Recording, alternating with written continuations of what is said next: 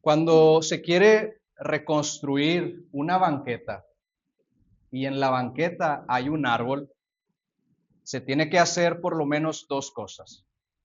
La primera de ellas es, se tiene que pedir un permiso al municipio para poder quitar el árbol, pero la segunda es, no basta con quitar el árbol y después poner cemento. No. Si se tiene que hacer un buen trabajo, lo que se tiene que hacer es, además de quitar el árbol, se tiene que cavar para quitar toda la raíz del árbol.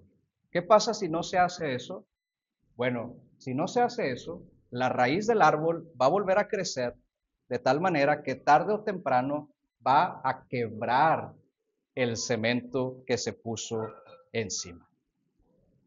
Yo creo que todos aquí hemos visto esta imagen en distintas partes de la ciudad, ¿no? Como un árbol ha destruido una banqueta. Ahora, cuando se construye una casa, es distinto. Cuando se construye una casa, uno tiene que cavar profundamente para precisamente quitar escombros, quitar árboles, quitar raíces, para que no suceda eso. Se ponen los cimientos y la casa queda firme. ¿Por qué digo esto? Porque hace unos días me di cuenta que en mi casa, que es casa de todos ustedes, mi casa no está a la altura del terreno de la calle.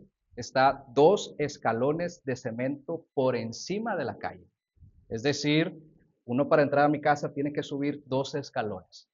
Es decir, tiene una superficie grande de cemento. Y aún así, me di cuenta que en estos días, en la pared de mi casa y el patio, que también es de cemento, comenzó a crecer una planta. Frágil y débil, pero ahí está la planta creciendo. Si uno ve que tiene este doble porción de cemento, parecería algo sumamente difícil que una planta pudiese crecer, sin embargo, está creciendo. ¿Por qué digo todo esto? Porque cuando uno ve lo que en la Edad Media la Iglesia Católica Romana había construido, parecería algo sumamente difícil que el Evangelio pudiese sobresalir en medio de esa construcción. En aquel día, como hoy, el Papa no solamente era un líder religioso, hoy en día lo sigue siendo un rey, era un rey y tenía tanto poder, tanta autoridad, y no sé si ustedes lo sabían, pero los papas durante la Edad Media tuvieron tanto poder que coronaron varios emperadores y también excomulgaron varios emperadores. La Iglesia Católica Romana se había convertido en un imperio, tanto así que la cosmovisión en la sociedad de la mayor parte de Europa era una cosmovisión que estaba plagada de las enseñanzas de la Iglesia Católica Romana. Estas enseñanzas no solamente permearon en reyes y reinas de otras naciones, sino también en las escuelas y universidades. Y no solamente sucedía en la Edad Media, hoy en día sigue sucediendo. Les voy a poner un ejemplo. Cuando fui pastor en la iglesia en Italia y comencé a predicar la teología reformada y la historia de los reformadores, en cierta ocasión una hermana, miembro oficial de la iglesia, quiso hablar conmigo y me dijo, pastor, estoy muy confundida con sus enseñanzas. Le pregunté por qué y me dijo, lo que pasa es que yo soy maestra de primaria de una escuela pública de aquí en Italia y doy clases de historia. Y a mí siempre en la escuela me enseñaron, como yo durante años como maestra lo he enseñado, porque así vienen los libros de historia de la educación italiana, que en la Reforma Protestante el villano y el hereje se llamaba Martín Lutero y Juan Calvino. ¿Se imaginan? Hasta el día de hoy, la Iglesia Católica Romana llega inclusive en la educación pública en Italia. Pero en la Edad Media no solamente era en Italia, era en gran parte de Europa. ¿Y saben cuál era una de las principales enseñanzas que permeaba la cosmovisión en aquel entonces? que tú podías ser salvo únicamente si obedecías lo que la Iglesia Católica Romana decía. Es decir, eras salvo haciendo cosas. Y viendo todo el imperio que se había construido, parecería algo muy difícil, así como la planta en mi casa, que el Evangelio pudiese resurgir.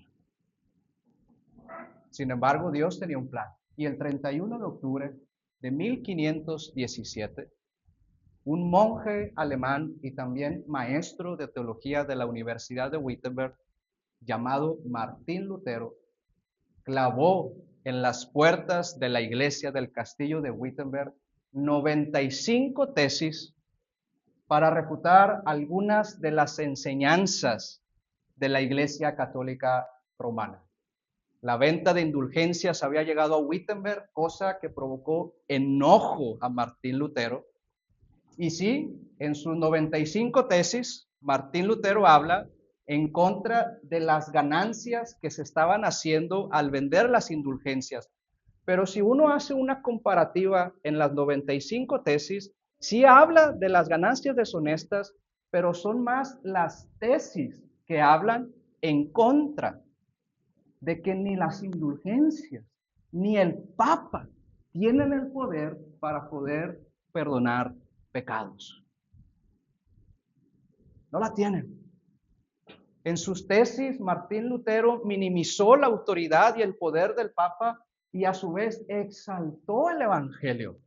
Por ejemplo, en su tesis número 55, el monje alemán Martín Lutero dice que si la Iglesia Católica celebra la venta de una indulgencia con un toque de campana, con una procesión y con una ceremonia, entonces el Evangelio, que es más sublime, se tiene que celebrar con 100 toques de campanas, con 100 procesiones y con 100 ceremonias. Y en la tesis número 60, Martín Lutero dice que el verdadero tesoro no son las obras que uno hace, no, el verdadero tesoro son las obras de Cristo. Las obras de Cristo. Martín Lutero minimizó el poder del Papa y de la Iglesia para perdonar pecados y mencionó que solamente Cristo salva. Solamente Cristo salva. Cuando Martín Lutero publicó esas 95 tesis, su intención era debatir con los vendedores de indulgencias estas enseñanzas. Ese era su plan, pero el plan de Dios era otro. Dios iba a utilizar ese evento para que el Evangelio pudiese resurgir en medio del Imperio Romano. Y las personas pudiesen escuchar el verdadero Evangelio, es decir, que no somos salvos por hacer cosas, sino que somos salvos creyendo en el único que ha hecho las cosas perfectas, Cristo Jesús. De esa manera el Evangelio volvió a resurgir en medio de lo que se había construido, y la Reforma Protestante fue esa chispa que logró que el Evangelio iluminara un mundo lleno de tinieblas. De esta manera, como dice el famoso monumento a la Reforma Protestante en Ginebra, después de las tinieblas hubo luz. Hubo luz. Me gustaría que pudiésemos orar recordando lo que se ha predicado a lo largo de estas semanas. Y voy a empezar yo orando por sola fe, dando gracias a Dios, que no son nuestras obras las que nos salvan, sino las obras de Cristo. Y cuando tú y yo creemos en Cristo, su justicia perfecta es nuestra.